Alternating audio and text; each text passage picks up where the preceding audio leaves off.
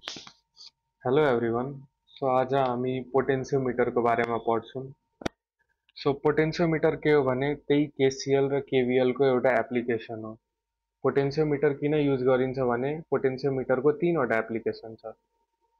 कुनै पनि सेलको EMF major गर्नको लागि, अथवा कुनै पनि सेलको इन्टरनल रेजिस्टेन्स मेजर गर्नको लागि, and the third application is कुनै पनि दुईटा सेलको इएमएफलाई कम्पेयर गर्नको लागि। सो त्यो एप्लिकेसन पनि हामी यो भिडियोमा हेर्छौँ। तिनटै एप्लिकेसन दुईटा दुईटा एप्लिकेसन हेर्छौँ। तेस्रो एप्लिकेसन डेरिभेसन चाहिँदैन, त्यसको फर्मुला मात्रै भयो नि पुग्छ। सो अब पोटेन्सियोमिटरको बारेमा बुझौँ। पोटेन्सियोमिटर के हो भने खासमा यो जुन सर्किट देखिराख्नु भएको छ नि, यो सर्किट, यो रातो कलरको यो सर्किटमा यो एबी वायर चाहिँ पोटेन्सियोमिटर हो। अरू सबै त्यसको सपोर्टिङ सर्किटहरू हो। यो सर्किटमा एबी मात्रै पोटेन्सियोमिटर वायर हो। सो यो पोटेन्सियोमिटर वायर छ एबी। अब पोटेन्सियोमिटरको प्रिन्सिपल के हो त्यो बुझौँ। When a constant current is passed through a wire of uniform cross-section area, then the potential drop across any length of that wire is directly proportional to that length. Potentiometer wire हुनको लागि के हुनुपर्छ? Uniform uniform हुनुपर्छ cross section area. Uniform cross section हुनुपर्छ त्यो वायरको। यो चाहिँ एकदम इम्पोर्टेन्ट कुरा है, ध्यान राख्नुपर्ने कुरा। युनिफर्म क्रस सेक्सन एरिया हुनुपर्छ, ठिक छ। सो यो एबी वायरको युनिफर्म क्रस सेक्सन एरिया छ। अनि यो एबी वायरबाट हामीले कुनै पनि कन्स्ट्यान्ट करेन्ट पास गर्यौँ भने यो वायरको कुनै पनि पार्टको पोटेन्सियल ड्रप त्यो पार्टको लेन्थसँग डाइरेक्टली प्रोपोर्सनल छ। सो यसलाई म्याथमेटिकली बुझौँ यो कसरी हुन्छ। सो हामीले यहाँ एउटा यो पोटेन्सियोमिटर वायरसँग प्यारेललमा एउटा इएमएफ भएको सेललाई कनेक्ट गऱ्यौँ, किनकि हामीलाई के चाहियो? कन्स्ट्यान्ट करेन्ट आई चाहियो। सो यो आई करेन्ट दिन्छ यसले पोटेन्सियोमिटर वायरलाई। अब यहाँ एबीमा आई फ्लो हुन थाल्यो। अब एपीको एक्रस भोल्टेज कति हुन्छ? पोटेन्सियल ड्रप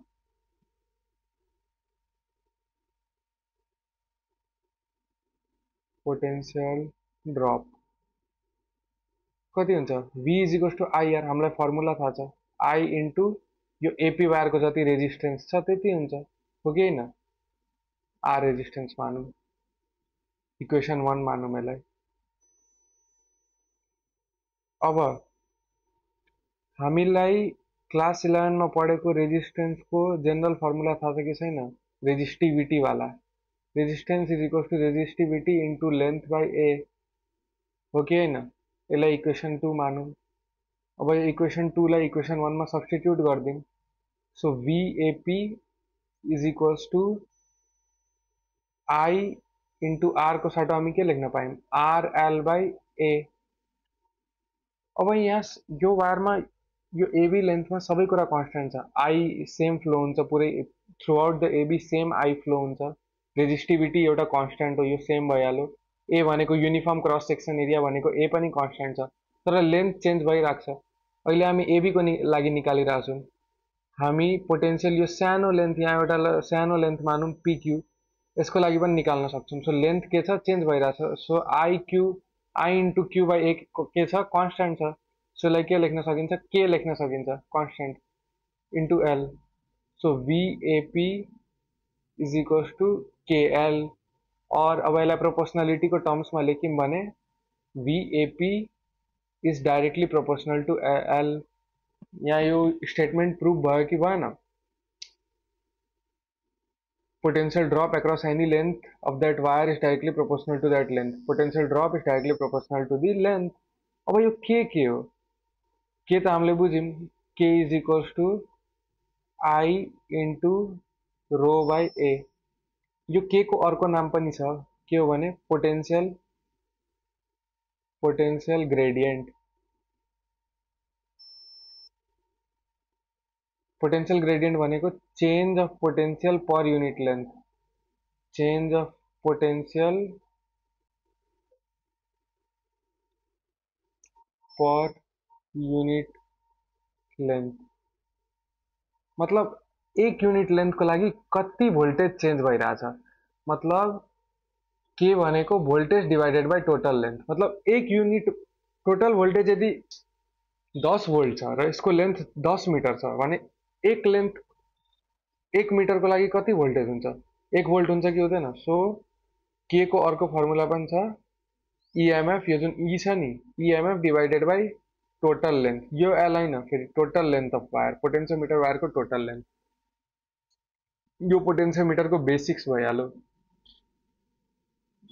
अब हामी जान्छौँ measurement of EMF of a cell using potentiometer यो माथिको सर्किट अघि जस्तै छ सेम पोटेन्सियोमिटरको सर्किट लिउँ एबी पोटेन्सियोमिटर वायर छ ई नट त्यसको ड्राइभिङ सेल हो जसले कन्स्ट्यान्ट ई नटको काम के हो भने कन्स्ट्यान्ट करेन्ट आई दिने हो अब हामीले यहाँ एउटा इएमएफ भएको सेल कनेक्ट गर्यौँ यो पोटेन्सियोमिटर वायरसँग प्यारललमा र यो जी के हो यो जी हो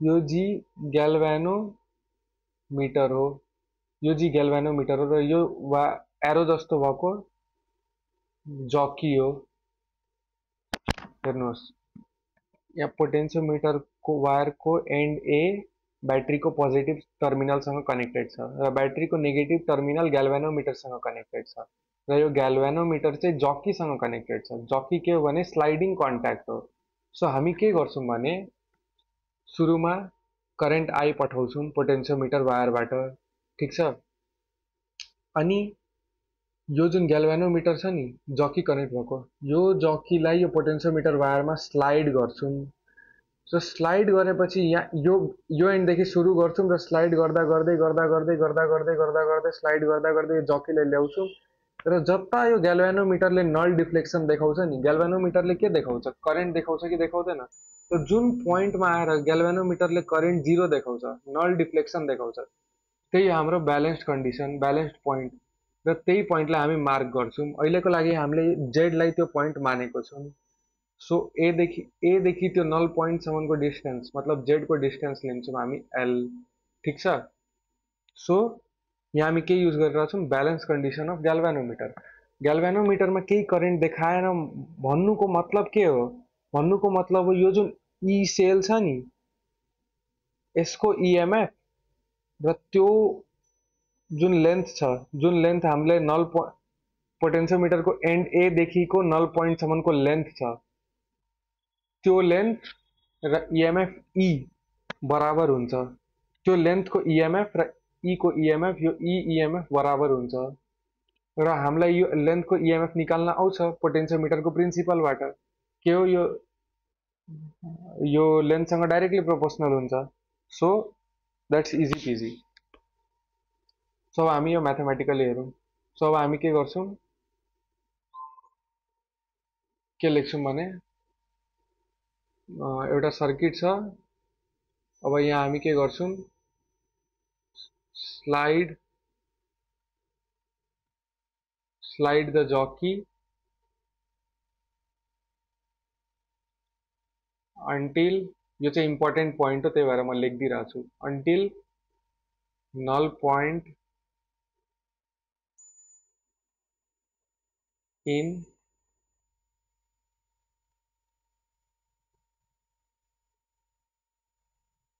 in galvanometer is achieved ठीक छ सो अब नल पोइन्टमा के हुन्छ EMF E is equals to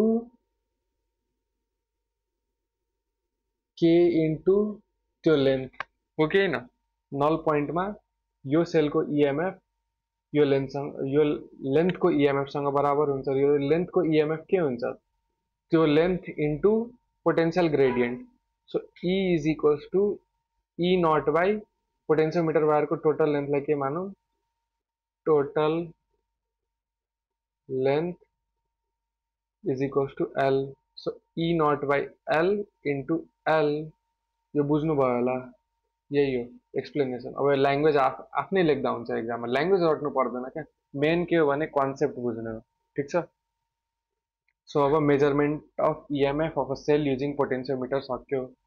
अब अर्को आजको भिडियोको last topic, measurement of internal resistance of sale.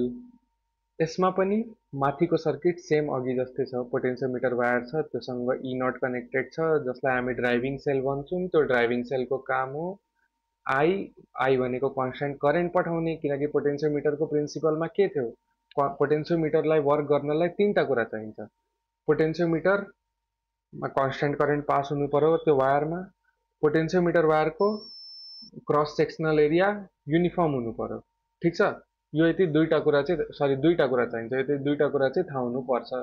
So अब यो सर्किटमा हामी डिफ्रेन्ट के गर्छौँ भने, त्यही एन्ड एसँग एन्ड एबाट एउटा वायर लिन्छौँ। त्यो वायरलाई इएमएफ भएको ब्याट्रीसँग पोजिटिभ टर्मिनलमा कनेक्ट गर्छौँ। त्यो ब्याट्रीको नेगेटिभ टर्मिनललाई हामी कनेक्ट गर्छौँ रेजिस्टेन्स बक्समा, खासमा कीमा कनेक्ट गर्छौँ। यो बिचमा की पनि छ। की भनेको के हो भने केही पनि होइन, स्विच हो, अन अफ स्विच। ठिक छ, अन अफ स्विच हो यो की भनेको। यहाँ स्विच छ र यहाँ रेजिस्टेन्स बक्स छ। अनि यो पुरै सर्किटलाई हामी ग्याल्भानोमिटरसँग कनेक्ट गर्छौँ र ग्याल्भानोमिटरलाई दुईटा, यो पालि अघि हामीले कतिवटा जकी लिएको थियौँ, एउटा जकी लिएको थियौँ, तर यो पालि हामी दुईटा जकी लिन्छौँ। ठिक छ, र किन चाहिन्छ दुईटा जकी, के को लागि हेरौँ। सुरुमा हामी के गर्छौँ, कन्डिसन 1 लिन्छौँ। कन्डिसन 1, कन्डिसन 1 मा हामी के गर्छौँ, यो जुन की छ नि, यो की हाम्रो ओपन हुन्छ। की ओपन भनेको यो रेजिस्टेन्स बक्सबाट कुनै पनि करेन्ट पास हुँदैन। मतलब यो रेजिस्टेन्स बक्स अहिले प्लेमा आएको छैन, अहिले जति काम छ यो ब्याट्रीले गर्छ। ठिक छ, सो हाम्रो की ओपन हुन्छ। की ओपन हुँदा हामी यहाँबाट करेन्ट पठाउँछौँ। करेन्ट पठाएपछि यो ग्याल्भानोमिटरलाई स्लाइड गर्छौँ। यो स्लाइड गरेपछि नल पोइन्ट एचिभ गर्छौँ। यो नल पोइन्ट हाम्रो यहाँको नल पोइन्ट हो। यो नल पोइन्टलाई हामी मानौँ एक्स। ठिक छ, यो एक्स एचिभ गर्छौँ कब, जब हाम्रो की ओपन हुन्छ, मतलब यो स्विच अफ हुन्छ। की ओपन भनेको के हो, स्विच अफ हो। ठिक छ, सो त्यतिखेर यो नल पोइन्ट जुन हुन्छ त्यो हाम्रो लेन्थ L1 मा आउँछ। सो त्यो नल पोइन्टको, त्यो एदेखि नल पोइन्टसम्मको पोटेन्सियल डिफरेन्स हाम्रो के हुन्छ भने यो सेलको इएमएफ को बराबर हुन्छ। किन इएमएफ को इक्वल हुन्छ र किन पोटेन्सियल डिफरेन्सको इक्वल हुँदैन, किनकि यहाँ यो रेजिस्टेन्स प्लेमा आएको छैन नि त। यो रेजिस्टेन्स प्लेमा आएको भए पोटेन्सियल डिफरेन्सको इक्वल हुन्थ्यो, तर यो सेलबाट मात्रै करेन्ट गइरहेछ। That's why it will be equal to EMF of the cell. So E is equals to KL1, यो इक्वेसन 1। अब condition 2,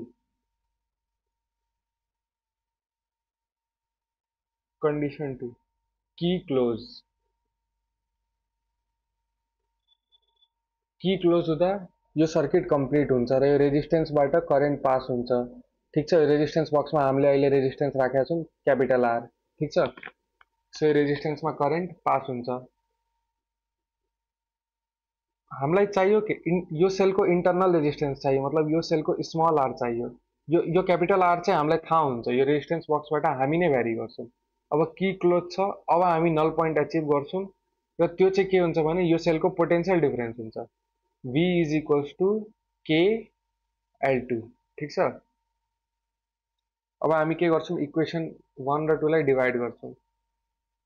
dividing equation 1 by equation 2 के हुन्छ भने E by V is equals to KL1 divided by KL2। ठिक छ, और अब यो ई भनेको के हो, इएमएफ भनेको के हो, potential difference plus current into internal resistance हो कि होइन, divided by potential difference is equals to KL1 by KL2। यो के क्यान्सल गरिदिउँ, और अब पोटेन्सियल डिफरेन्सलाई के लेख्न सकिन्छ, करेन्ट इन्टु रेजिस्टेन्स बक्सको resistance plus current into internal resistance divided by त्यही करेन्ट इन्टु रेजिस्टेन्स बक्सको resistance is equals to L1/L2। ठिक छ, यहाँ लेखौँ। अब यहाँबाट करेन्ट कमन लिन्छु म, तो के हुन्छ R plus R divided by IR is equals to L1/L2। यो I र I लाई म क्यान्सल गरिदिन्छु। सो यहाँ मेरो के भयो, R/R प्लस स्मल R बाई capital R is equals to L1/L2। यो R गयो, so 1 plus R/R, so R is equals to L1/L2।